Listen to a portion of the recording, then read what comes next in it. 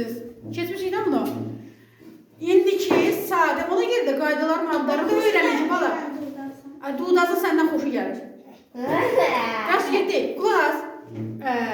Öyrənmişik, çox asandır, çox sadədir. Qulaq asın, sonra yazacağım. Osman, fikrin, gözün, könlün məndə olsun, Osman. Eşirsən? Osman, ikinciden izah eləməyəcək. Deməli, indiki sadə zaman. İngilis adı nədir? Present simple. Yes. Simple. Present simple. Oldu. İndiki sadə zaman. Adını tanıyın ki, hardasa qabağınızda tanı bilin. Nədən gedir söhbət? İndiki sadə zaman, millət, bax, həmişə gördüyümüz, təkrar elədiyimiz, hər gün elədiyimiz işləri bildirir. Adətən elədiyimiz işləri bildirir. Məsələn, deyirəm ki, biz hər gün məktəbə gelirik.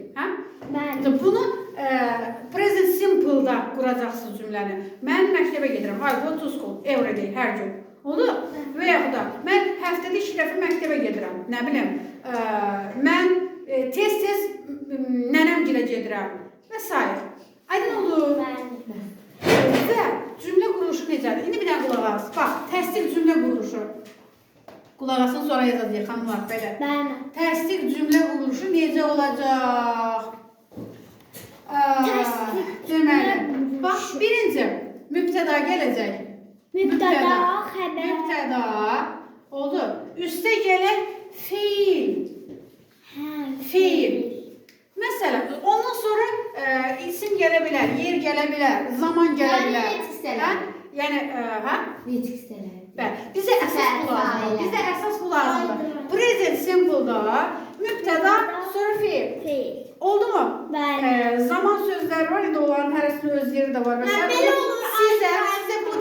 Sizə bu dəqiqə sadəcə bu lazımdır. Mübtəda gəlir, sonra feil. Qalan şeylərə ehtiyac yoxdur bu dəqiqə.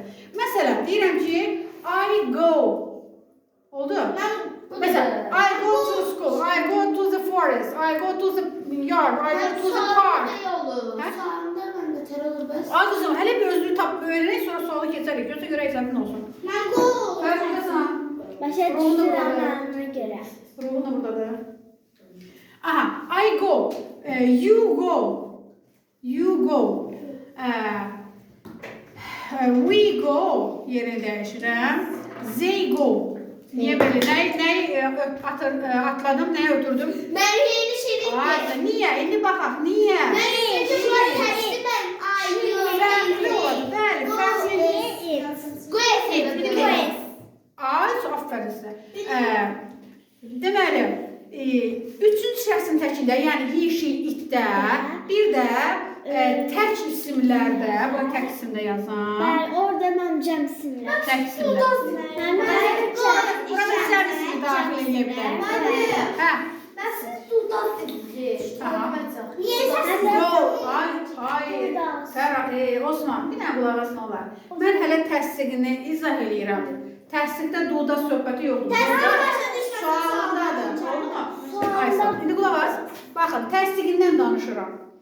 Təsdiqi bir biletdədir. Sualı ilə inkarı başqa bir biletdədir. Onu da sonra izah edəcəm. Oldu mu? İndi bir dənə təsdiqini başa düşək. Deməli, A, U, V, Z, bir də cəm isimlərdə heç şey artırmadan sadəcə feilin özü. Və məsələn, I go, I write, nə bilim, nə olsun, I swim. Yəni istənilən feil, oldu mu? Heç bir şey artırmadan. Amma he, she, it özünü fərqli aparır. Neyinir? Feile S artırırım. Məsələn, S və ya ES. Məsələn, bəli, onlar özlərini fərqli aparırlar da. Aha, he goes, she goes, it goes, tək isim, məsələn, the boy goes. Oldu. Aydın oldu mu Osman?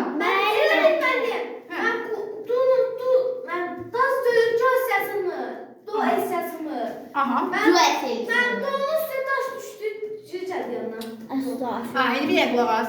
Məsələn, you swim, we swim, məsələn. Oldu? Bəs üçüncü şəxsdə bir dəqiqə. O üzür, necə deyərsən? Swims. Bəli, she swims. Aferin, möhtəşəm. Deməli, bax, qulaq asanda öyrənirsən, bir dəfə danışanda öyrənirsən. Hə? İndi sən denən, pişik üzməyi, daha doğrusu pişik üzür necə deyərsən? Üzür. Aha. Kat. Suyun. Cat nə? Zekat. Zekat. Z'sini qoyduq yerinə. Sonra? Swim. Swims. Tək isim deyilsə artırırıq. Odur. Zekat swims. Ya da the duck swims deyək daha biraz mənası olsun. Aha. Oldu mu? The duck swims. Oldu mu?